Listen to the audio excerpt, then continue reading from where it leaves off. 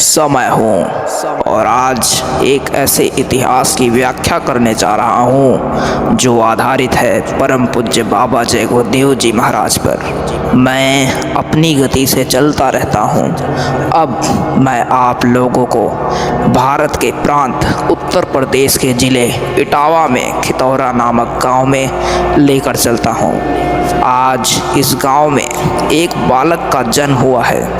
ये कोई आम बालक नहीं है, यही है जो आगे चलकर बाबा जय गुरुदेव जी के नाम से जाने गए।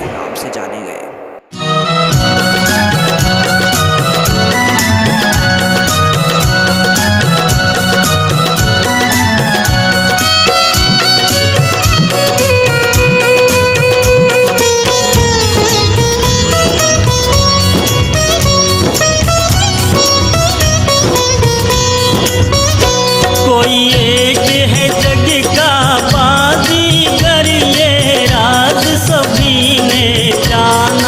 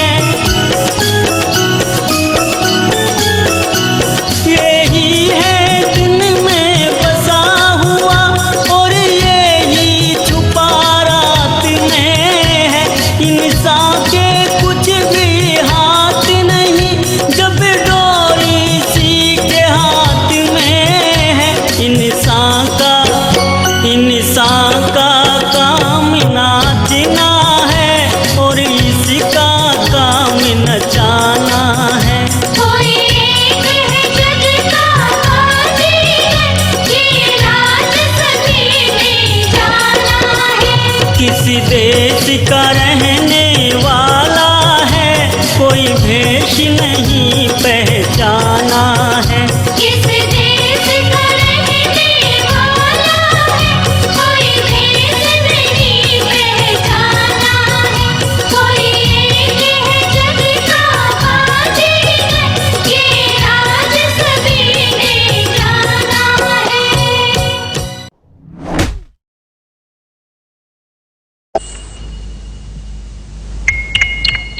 सुख और दुख दोनों ही जीवन के पहलू हैं, अर्थात जिसने जन्म लिया है उसकी मृत्यु भी निश्चित है। आज बाबा जी 1 साल के हो चुके थे। उन्होंने अपना होश भी नहीं संभाला था कि उनके पिताजी परलोक सिधार गए और बाबा जी के कंधों पर दुख का पहाड़ टूट गया। अब उनकी माता ही उनके साथ थी।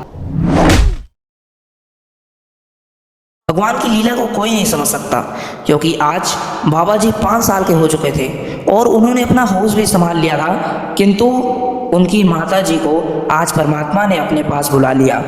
लेकिन उनकी माता जी जब जा रही थी तब उन्होंने जाते जाते बाबा जी से 2 बातें कही। बाबा जी के शब्दों में, मेरी माता ने मुझसे कहा, पुत्र अपने पूर्ण जीवन काल में विवाह मत करना और परमात्मा की प्राप्ति करना। इन दोनों शब्दों ने बाबा जी को प्रेरित कर दिया और बाबा जी ने ठान लिया, मुझे अपने जीवन में विवाह नहीं करना है। और बाबा जी खोज पर निकल गए परमात्मा की, परंतु रास्तों में उन्होंने कई ठोकरें खाई, उनके पैरों में कांटे गड़े, लेकिन बाबा जी सहते रहे और चलते चलते उन्हें परमात्मा की खोज हुई और परमात्मा उन्हें मिल गए। बाबा जय गुरुदेव जी ने अपना पहला सत्संग बनारस में 10 जुलाई 1950 को किया। ये काली घटा, ये काली रात बढ़ रही है और बिजलियां भी कड़क रही हैं। ये बहुत बड़े संकट का संदेश दे रही हैं, क्योंकि आज की रात कोई मामूली रात नहीं है। यह रात इतिहास की सबसे काली रात मानी जाती है, क्योंकि आज की रात भारत की प्रधानमंत्री इंदिरा गांधी ने आपातकालीन इमरजेंसी लगवा दी। विपक्ष के नेताओं को जेल में डाला जाने लगा और बाबा जी भी इसके खिलाफ थे, क्योंकि इंदिरा गांधी नसबंदी करवा रही थी। बाबा जी के शब्दों में, नसबंदी जीवों की हत्या करने के बराबर है। जो परमात्मा ने जीवों को धरती पर आने का रास्ता बनाया है, उसे बंद करना सख्त गलत है। इस कारण बाबा जय गुरुदेव जी को जेल में बंद कर दिया गया, परंतु बाबा जी के भक्तों ने पूरी जेल को भर दिया और उन्होंने ठान लिया, जब तक बाबा जी नहीं छूट जाते तब तक हम इसी जेल में रहेंगे। और तो और कई औरतों ने तो इसी जेल में बच्चे भी दिए और उन्होंने कहा कि जब देवकी माता ने एक कृष्ण को जन्म दिया तो कंस ने उन्हें मारा था, परंतु हम ऐसे 100 कृष्णों को जन्म देंगे, कितनों को मारोगे तुम। लोगों का बाबा जय गुरुदेव जी के प्रति इतना प्यार देखकर पूरी जेल कांप उठी।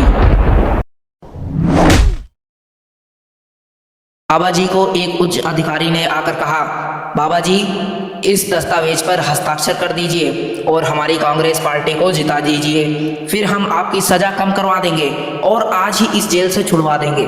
बाबा जी क्रोधित हो गए और उन्होंने अपनी लाठी जमीन पर फेंकी और बोले, कांग्रेस खत्म। और रही बात मेरे छूटने की, तो लिख कर रख लो, बाबा जी को 24 मार्च से ज्यादा जेल में कोई माई का लाल रोक कर नहीं रख सकता।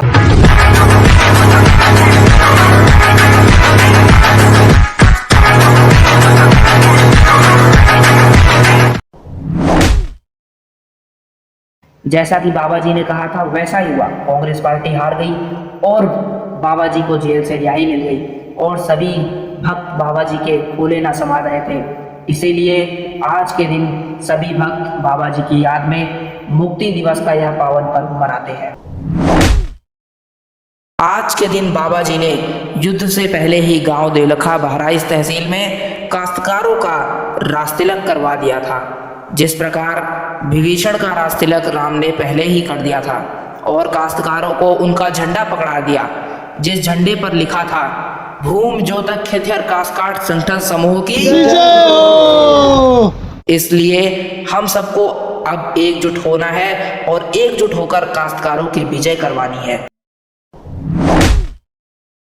अब आपको एक मोटी बात बताएं, आपको सबके दम यहाँ काश्तकार आए हो, एक महात्मा जी जंगल में चले गए, खेत पकने वाले थे, ये गेहूं और ये सब चना और जो पकने वाली थी, तो पेड़ के नीचे बैठ गए।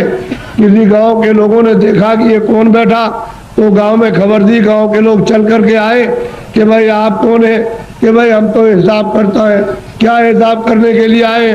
कि मुझे किसको चना देना, किसको गेहूं देना, किसको अरहर देना है और किसको कितना मटर देना, ये हम फसल लिखने के लिए आए। फसल लिख लेंगे। तो कह लगे आपका हिसाब कब करोगे? कह लगे जब काट कूट करके ले आओगे और जब तुम मार मूड़ करके गेहूं चना मटर अरहर निकालोगे तो मैं हिसाब करने के लिए आ जाऊंगा। मुझे जिसको जितना देना है उतना ही। तो उन्होंने लिख लिया। तो लोग पूछ रहे हैं कि हमको कितना देना है? 40 मन, 80 मन, 100 मन, 60 मन। सबने लिख लिया, अपना लिख करके लेके चले गए। और जब खेत पका, पकने के बाद तो खलिहान में ले गए। तो एक आदमी ने सोचा ये सब झूठी बात है, ये कोई लिखा पढ़ी नहीं करने आता है। उसने क्या काम किया, रात को हसिया लिया, उसके खेत में से 4 गट्ठा गेहूं उसके खेत में से काट करके अपने खलिहान में जमा कर लिया। उसका तो इतना खेती में होता नहीं था और तमाम गेहूं जमा हो गया। दूसरे की चोरी करके, तो जब वो आ गए बेचारे खेत काट काट करके खलिहान में ले आए और भूसे को अलग किया, अनाज को अलग, तो महात्मा जी आ गए और बैठ गए। लोग दौड़ पड़े कि महाराज हमको कितना देना, तो लिखा था 40 मन और 80 मन और 60 मन और 100 मन और इतना देना। चोर तो चोरी कर ले आया था, वो आया, कह लगे महाराज हमको कितना देना है? कि तुमको 25 मन। कह लगे तोल लीजिए। तो जब तोला गया तो किसी का 25 मन, ज्यादा एक दाना नहीं, 60 मन, किसी का 40 मन, किसी का 100 मन, सबका जितना जितना लिख लिया था सबका। चोर बोला अरे महाराज ये मेरे कांटे लगे, मैं रात को कांटों में जंगल में गया तो बबूल के कांटे, बेरियों के कांटे, खून निकल आया, ये पैर फट गए और मैं उसके खेत में से काट करके ले आया। उधर से जौ काटी, मटर काटी, अरहर गेहूं काटा, वो किधर चला गया? अरे कह लगे बच्चा ये मेरे पैर में भी ये कांटे लग गए, ये देखिए लगे हुए कांटे। कह लगे आप क्या करते रहे? कह लगे तू काट कर ले आता था, वहां जमा करता था और मैं यहाँ से जब चला जाता था घर में तो गट्ठा उठा करके उसमें खेत में पहुंचाया करता था। मुझे देना उतना ही है जितना तेरे हिसाब में, और तूने जो ये चोरी की है, ये कांटे तेरे लगे और तकलीफ हो रही है, तो तेरी सजा और चोरी की सजा अलग मिलेगी। वो जो तुमने चोरी की है उसकी सजा अलग, और ये कांटे लगे, खून निकल आया, इसकी सजा। तो कहने का मतलब यह है तुम मन का धन कितना भी खेत काटकर, जमीन लेकर, ये करके, चोरी करके, डकैती डालकर, रात को छीन करके कितना भी अपना धन घर में ले आओ, लेकिन वो जो हिसाब करता, जो कर रहा, वो बैठा हुआ, वो सब उसके पहुंचा देगा। आपको कुछ मालूम रहेगा, आपको नहीं। हमने चोरों से पूछा भाई कितना तुमने चोरी की होगी? हमारे पास चोर भी आते, साफ कह देते हमने चोरी की। तो कितना कह लगे? 1 पैसा नहीं रहा, सब चला गया। डकैत आए, डकैत से पूछा भाई तुमने डकैती डाली तो कितना जीवन में तुमने लूटा होगा? कह लगे कई करोड़ का। किधर गया? कह लगे 1 पैसा नहीं, हमारा घर का चला गया। घर का गया। तो कहने का मतलब कि हिसाब करता बिल्कुल सच्चा है, जो पाप का भी हिसाब करता, पुण्य का भी करता है, ये सब, और उसका ब्याज तो सब आपको देना, वो दूसरे वक्त किसी को नहीं देना। इसलिए ये मनुष्य शरीर अनमोल है, ये बार बार नहीं मिलता। आपकी बार परमात्मा को प्राप्त करने के लिए, इस जीवात्मा को इस जड़ से, इस शरीर से निकालने के लिए आपको ये दिया गया, और उसने कह दिया है कि मैंने तुमको साफ सुथरा मकान दिया है, जैसा हमने दिया वैसे हमको दे देना। फिर जब वो खड़ा हो जाएगा और तुमने गंदगी भरी तो फिर तुमको मार मार करके इतना मारेगा कि तुम्हारी नस नस को तोड़ देगा और इतनी पीड़ा होगी कि जन्मत मरण दूसरे तो कोई, जन्मने मरने में अत्यंत पीड़ा होती है। और उसको निकाल के बाहर करेगा और कहेगा चलो हिसाब कराए। हिसाब करेगा तो तुम्हारा बताएगा देखो इतनी चोरी की, इतने जानवर मारे तुमने, इतना धोखा दिया, इतने बेईमानी की, तुमने कोई भी पुण्य नहीं किया अपने जीवन में, और चलो इनको ले जाओ उस नरक में डालो, वहां जाकर के उस योनि में बंद करो। तो बताओ आप क्या करोगे? बोलो आप करोगे क्या? उससे बच जाओगे? इसलिए जिन जिन देवताओं की आप पूजा करते हो उनसे ये प्रार्थना करो कि हमको ये सद्बुद्धि दो कि हम मतलब ये है कि कोई धोखा किसी को बेईमानी ना करे, धोखा न दे और अच्छे काम करे। सद्बुद्धि रहेगी तो अच्छा काम करो, आप मेहनत का काम करो, बच्चों की सेवा, आएगा एक सत्कार, और फिर उसके बाद भजन करो कि भजन करने की हमको सद्बुद्धि दीजिए कि कोई महात्मा मिल जाए या आप ही मुझको रास्ता बता दीजिए तो मैं भजन करने लगूं। तो महात्मा कोई ना कोई मिल जाएंगे, वो रास्ता बता देंगे मनुष्य मंदिर में। तुम फिर भजन सच्चा करना अपनी जीवात्मा से परमात्मा का, तब देखो दिमाग ज्ञान चक्षु खुल जाएगा। और यही से बैठ करके रोज स्वर्ग जाओ, रोज रोज वैकुंठ जाओ और वहां ब्रह्मा से मिलो और विष्णु से मिलो और शिव से मिलो।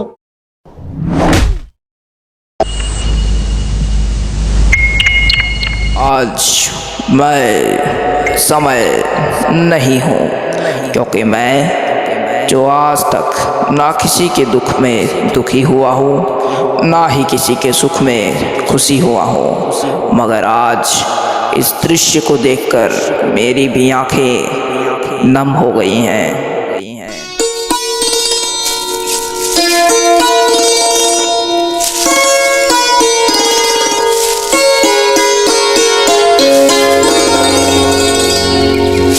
तन पिंजर है मन है पंछी, छोड़ के पिंजरा उड़ जाए पंछी, छोड़ के पिंजरा उड़ जाए पंछी। तन पिंजर है मन है पंछी, छोड़ के पिंजरा उड़ जाए पंछी।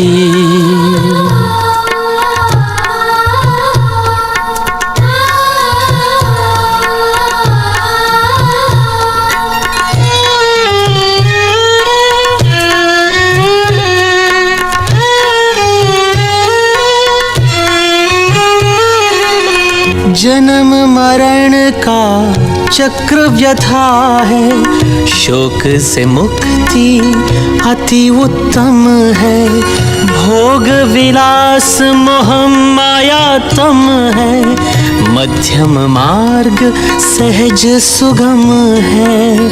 सबको ये समझाए पंछी, छोड़ के पिंजरा उड़ जाए पंछी, छोड़ के पिंजरा उड़ जाए पंछी।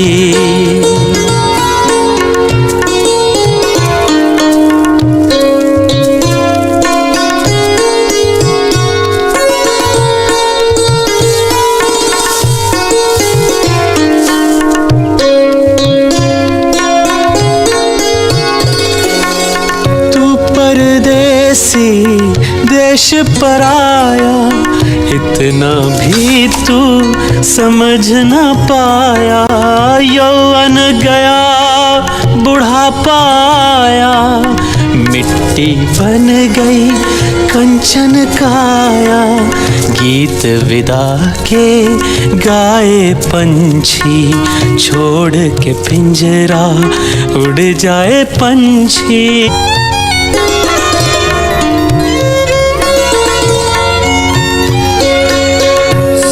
वैभव तज वैरागी बन, मोक्ष मार्ग का कर अन्वेषण।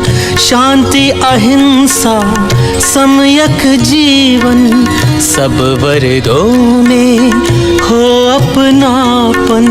सत संदेश सुनाए पंछी, छोड़ के पिंजरा उड़ जाए पंछी, छोड़ के पिंजरा उड़ जाए पंछी।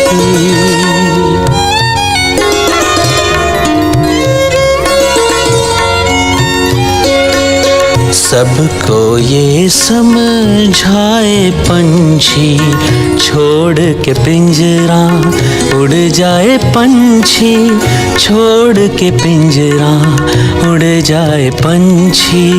तन पिंजर है मन है पंछी, छोड़ के पिंजरा उड़ जाए पंछी।